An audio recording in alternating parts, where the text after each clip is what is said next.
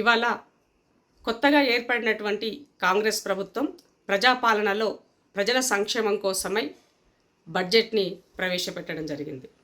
కేంద్ర ప్రభుత్వము vote on account ఏదైతే ప్రవేశపెట్టిందో దాన్ని బేస్ చేసుకొని రాష్ట్ర ప్రభుత్వం కూడా అదే రీతిలో ఇవాళ ఆర్థిక మంత్రి అయినటువంటి బట్టన్న ఇవాళ అసెంబ్లీలో బడ్జెట్ ప్రవేశపెట్టడం జరిగింది.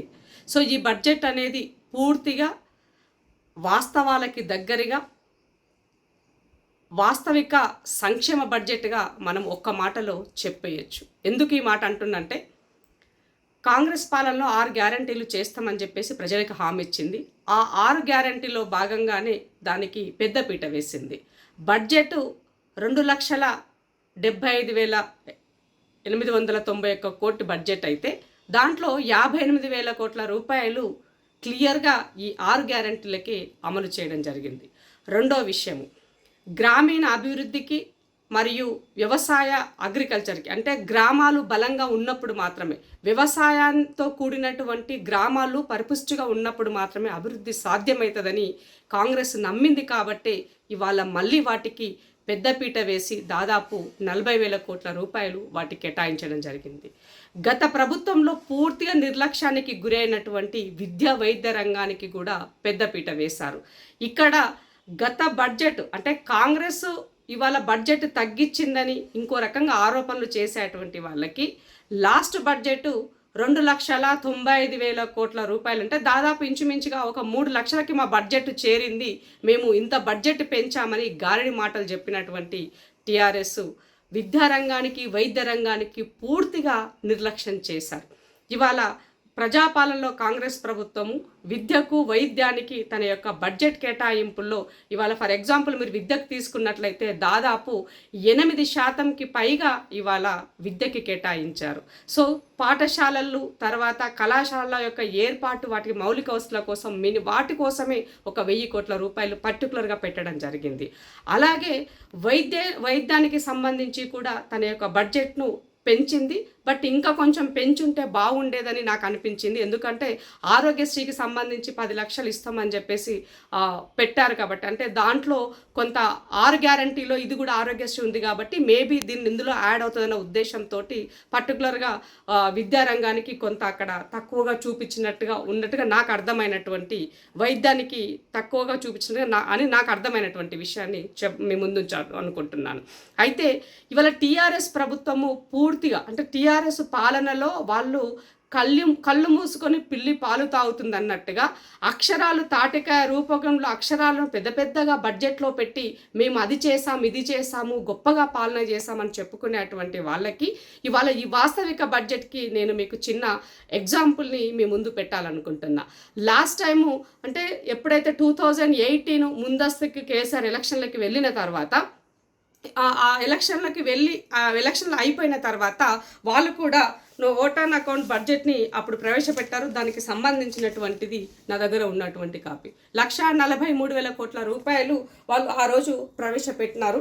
దీనిని దాదాపుగా కోతలు, పైసలు లేవు కాబట్టి కోతలు తప్పవు, ఇబ్బందిగా ఉన్నటువంటి పరిస్థితి ఉన్నది అన్న ఉద్దేశంతో ఆ రోజు ఇచ్చారు. ఇందులో ఉన్నటువంటి దాంట్లో పెట్టిన బడ్జెట్లు అంటే ఇది వాళ్ళు సేమ్ అంటే యాజిటీస్గా ఇవాళ అసెంబ్లీ ఎన్నికల తర్వాత బడ్జెట్ ఓటాన్ అకౌంట్ ఏ విధంగా ఇవాళ కాంగ్రెస్ ప్రవేశపెట్టిందో అలాగే 2018-19 ఈ ప్రెస్ ఇది దాదాపు ఈ ప్రెస్ నోట్ వచ్చేసి మనకి సెప్టెంబరు 2019 కాపీ ఇది. సో అంటే ఈ వాస్తవికాలకి వాళ్ళు ఎంత దగ్గరగా ఉన్నారు, ఇవాళ పెట్టినటువంటి బడ్జెట్ వాస్తవికాలకి ఎంత దగ్గరగా ఉంది చెప్పే ప్రయత్నము నేను మీకు చేస్తున్నాను. సో దీంట్లో ఒక చిన్న ఎగ్జాంపుల్, నేను ఒక బీసీ బిడ్డగా బీసీలకి సంబంధించి బడ్జెట్లో మేము 1,00,000 కోట్లు పెట్టినామని చెప్పుకున్నటువంటి కేసీఆర్ ప్రభుత్వానికి, అంటే వాళ్ళు పాలనలో ఉన్నప్పుడు కేసీఆర్ గారు చేసినటువంటి ఒక మోసాన్ని బీసీలను ఎట్లా మోసం చేసి చెప్పడానికి నా దగ్గర ఉన్నటువంటి ఆర్టీఐ ఇన్ఫర్మేషను మేము ముందు ఉంచుతున్నాను. ఈ ఆర్టీఐ కాపీ అనేది నా దగ్గర 2023 అక్టోబర్ 2023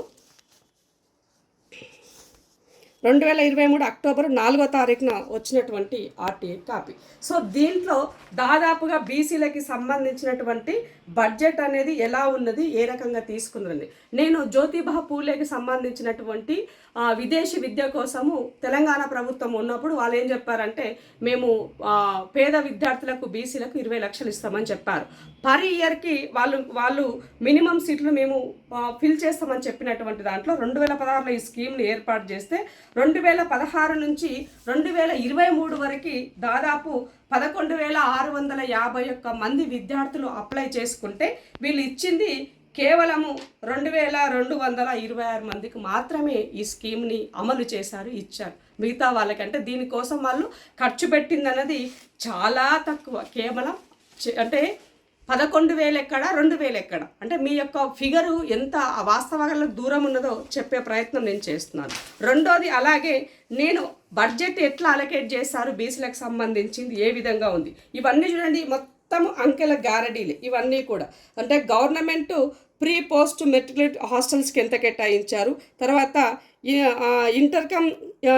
ఇంటర్ క్యాస్ట్ మ్యారేజ్ చేసుకున్నటువంటి కపుల్స్కి ఎలా ఇచ్చారు, తర్వాత సబ్సిడీ ఓబీసీ వాళ్ళకి ఏ విధంగా ఇచ్చారు, తర్వాత మెట్రిక్ స్కాలర్షిప్ని బీసీ స్టూడెంట్స్కి ఎలా ఇచ్చారు, ఇవన్నీ కూడా టోటల్గా నేను చేసిన దాంట్లో చూడండి. ఫస్ట్ ఇదంతా 2,871,52 కేటాయించినామని చెప్పిన దాంట్లో ఇది ఎప్పుడు ఓవరాల్గా 2014 నుంచి 2024 వరకు ఈ ఫిగరు.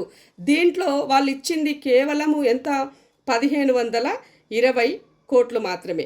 అంటే మీకు ఇక్కడ అంత సగానికి సగం, ఇక్కడ 3,000 అయితే ఇక్కడ 1,500, అంటే 50% కూడా మీరు ఇవ్వలేదు. కొన్ని దగ్గర అయితే జీరో, కొన్ని దగ్గరలో అయితే కొన్ని ఇయర్స్లో అయితే జీరో కాలంలో ఉన్నటువంటి పరిస్థితి. అట్లాగే సబ్సిడీకి సంబంధించినటువంటి అడ్వకేట్లకు సబ్సిడీ కూడా పెట్టినామని చెప్పిచ్చారు. ఈ సబ్సిడీ అడ్వకేట్లకు అయితే 4,99 లక్షలు మేము బడ్జెట్లో పెట్టినామన్నారు. కానీ ఇక్కడ రిలీజ్ చేసింది కేవలము 0.49 crores, అంటే 50 లక్షలు కూడా ఇక్కడ వాళ్ళు వెచ్చించలేదన్నది మనకి చాలా క్లియర్గా అర్థమవుతుంది. అంటే బడ్జెట్ వాస్తవికానికి వాళ్ళు ఎంత దూరంగా ఉన్నారో చెప్పే ప్రయత్నం నేను చేస్తున్నాను. అలాగే ప్రీ మెట్రిక్ స్కాలర్షిప్ బీసీ స్టూడెంట్స్కి గత 10 సంవత్సరాలు అంటే 9.5 సంవత్సరాల కాలం వాళ్ళు పెట్టినటువంటి బడ్జెట్ పూర్తిగా 43,39,00,000 అయితే ఇక్కడ వాళ్ళు పెట్టింది కేవలము 2,19,00,000 మాత్రమే ఇచ్చారు. 43 crores ఎక్కడ బడ్జెట్లో చూపించింది 43 కోట్లు, కానీ ఇక్కడ వాళ్ళు ఖర్చు ఇచ్చింది 9.5 సంవత్సరాల కాలంలో 2,19,00,000. డివైడ్ చేయండి మన ఎంత అధ్వానంగా మనల్ని వాళ్ళు మోసం చేశారో అని చెప్పే ప్రయత్నం మీకు చేస్తున్నాను. అట్లాగే పోస్ట్ మెట్రిక్ స్కాలర్షిప్ ఓబీసీస్కి, పోస్ట్ మెట్రిక్ స్కాలర్షిప్ ఓబీసీలకి 9.5 సంవత్సరాల కాలంలో 4,031,43,00,000 అని చెప్తే ఇక్కడ రిలీజ్ చేసింది కేవలము 2,412 కోట్లు మాత్రమే. అంటే ఇక్కడ ఖర్చు చేసినటువంటిది మళ్ళీ మీకు చెప్పేది నేను. సో ఇక్కడ reimbursement of the tuition fee, అంటే ఫీజు రీఎంబర్స్మెంట్ చేస్తున్నారు కదా బీసీలకి. ఇక్కడ 9.5 సంవత్సరాల కాలంలో బీసీ స్టూడెంట్లకి ఫీజు రీఎంబర్స్మెంట్ కింద ఈ ప్రభుత్వము ఖర్చు చేసింది కేవలం 5,406,88,00,000 మాత్రమే. కానీ ఇక్కడ బడ్జెట్లో చూపించింది 8,382,11,00,000.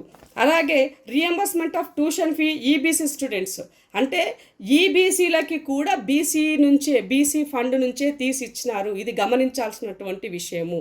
నేను ఇందాక మీకు చెప్పినటువంటి ఇంతకుముందుకు మీకు చెప్పినటువంటి దాంట్లో బీసీకి సంబంధించిన సావిత్రి జ్యోతిబా పూలే సంబంధించినటువంటి విదేశీ విద్యకు కూడా ఈబీసీ స్టూడెంట్స్కి మన వాటా నుంచి ఈబీసీ స్టూడెంట్స్ కూడా అందులో ఇచ్చారు. దాంట్లో కూడా వాళ్ళు ఈబీసీలు అప్లై చేసుకుంది ఎంత అంటే 2,862 మంది ఈబీసీలు అప్లై చేసుకున్నట్టుగా ఇక్కడ మనకి ఇచ్చారు. 2,862 మంది ఈబీసీలు అప్లై చేసుకున్నారు. ఇక్కడ ఓవరాల్గా వాళ్ళు మనకి ఇచ్చింది ఎంత, 2,226 మంది మాత్రమే. మన బీసీ బిడ్డలు అప్లై చేసుకుంది 8,789. అంటే బీసీలకు కేటాయించింది అరకొర అయితే మళ్ళీ ఈబీసీలకి కూడా బీసీల నుంచి తీసి ఇచ్చారు. దీనికి సపరేట్ అనేది ఏమీ లేదు. ఇందులో కూడా మన బడ్జెట్నే కోత పెట్టినది గమనించాల్సినటువంటి విషయం. ఇక కళ్యాణ లక్ష్మికి సంబంధించినటువంటి కళ్యాణ లక్ష్మిలో చాలా గొప్పగా చేశామని చెప్పుకుంటారు కదా వీళ్ళు. 16-17 సంవత్సరంలో మొదలవుతే 9,150 కోట్ల రూపాయలు బడ్జెట్లో పెడితే ఇక్కడ 5,106 కోట్లు, అంటే 50% అంత నువ్వు ఏ స్కీమ్ మీరు ఏది తీసుకున్నా కూడా 50% లేదు 10%, 30% అంతకు మించి వాళ్ళు ఎక్కడా కూడా ఈ బడ్జెట్ని యూటిలైజ్ చేయలేదని చెప్పదలుచుకున్నా. ఇంకొకటి మహాత్మా జ్యోతిబా పూలే ఓవర్సీస్ విద్యానిధికి సంబంధించి 336 కోట్లు అయితే ఇక్కడ ఎంత జస్ట్ 360 కోట్ల 40 ఫిగర్ రాంగ్ వచ్చింది ఇది 3 ఈ స్కీమ్ మొదలయ్యింది. మీకు ఇందాక నేను చెప్పినటువంటి ఫిగర్. సో వాస్తవికులకు 660 కోట్ల రూపాయలు కంప్లీట్ వీని జ్యోతిబా పూలేకి సంబంధించిన విదేశీ విద్యకు ఖర్చు చేసినటువంటి డబ్బులు 9.5 సంవత్సరాల కాలంలో. అలాగే బీసీ స్టడీ సర్కిల్ కనుక మనం తీసుకున్నట్లయితే 9.5 సంవత్సరాల కాలంలో బడ్జెట్ పెట్టింది 157 కోట్ల 13 లక్షలు అయితే ఖర్చు చేసింది కేవలం 54 కోట్ల 45 లక్షలు మాత్రమే. అంటే బడ్జెట్లో చూపించేదేమో 157, మన బీసీ బిడ్డలకు ఇక్కడ బీసీ స్టడీ సెంటర్ చదువు కోసం ఉపయోగించింది 54 కోట్లు. ఇది గమనించాల్సినటువంటి విషయం. తర్వాత Mahatma Jyotiba Phule Telangana BC residential schools కోసం ఏమన్నంటే మేము చదువు కోసము బీసీ బిడ్డలకు గొప్పగా బళ్ళు పెట్టినాము, చాలా బ్రహ్మాండంగా చేసినామని చెప్పినటువంటి కేసీఆర్ గారికి బీసీ లీడర్గా ఉండి భజన చేసేటోళ్ళకి నేను వాళ్ళకి చెప్పదలుచుకుంది ఏంటంటే మన బీసీ బిడ్డలకు స్కూళ్ళ కోసము 3,859 కోట్ల 26 లక్షల బడ్జెట్లో పెట్టినామని చెప్పారు. ఇక్కడ మన కోసం ఖర్చు చేసింది కేవలం 1979 కోట్లు మాత్రమే. అంటే ఓవరాల్గా వీళ్ళు పూర్తిగా బీసీ సంక్షేమం కోసం, బీసీల కోసం ఈ 9.5 సంవత్సరాల కాలంలో బీసీల సంక్షేమం కోసం వివిధ స్కీమ్ల రూపకంగా మన కోసము వాళ్ళు వెచ్చించి ఖర్చు చేసింది కేవలం 18,465 కోట్ల రూపాయలు మాత్రమే అన్నది నోట్ చేసుకోవాల్సినటువంటి అవసరం ఉంది. అంటే బడ్జెట్లో మాత్రమే పెద్ద పెద్ద అక్షరాలతో చూపి వివిధ స్కీమ్ల పేరుతో మోసం చేసి గారడి చేసి అబద్ధాలతో వాళ్ళు పబ్బం గడుపుకున్నారు, ఖజానా నింపుకున్నారు. ఒక అవినీతి కాళేశ్వరం చేశారు, ఒక అవినీతి భగీరథ చేశారు, ఒక అవినీతి కాకతీయ చేశారు, ఒక అవినీతికి సంబంధించినటువంటి మన విద్యుత్ రంగాన్ని చేశారు. వాళ్ళకి కావలసిన వాళ్ళకి దాచిపెట్టినారు.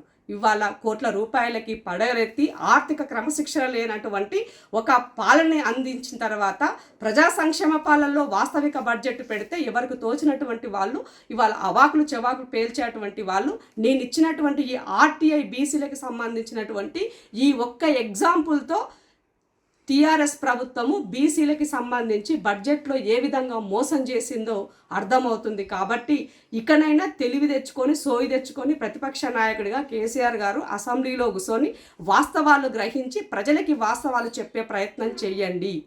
మళ్ళీ మీరు ఏదో రాజకీయ పబ్బం గడుపుకోవడం కోసము ఇవాళ బావొకటి బామార్దొకటి బిడ్డొకటి తలా ఒక దుకాణం పెట్టుకొని మళ్ళా ప్రజల్ని మోసం చేసే ప్రయత్నం చేస్తే ప్రజలు మిమ్మల్ని కనుమరుగయ్యే ప్రయత్నం చేస్తారన్నది గుర్తుపెట్టుకోవాల్సినటువంటి అవసరం ఉన్నది.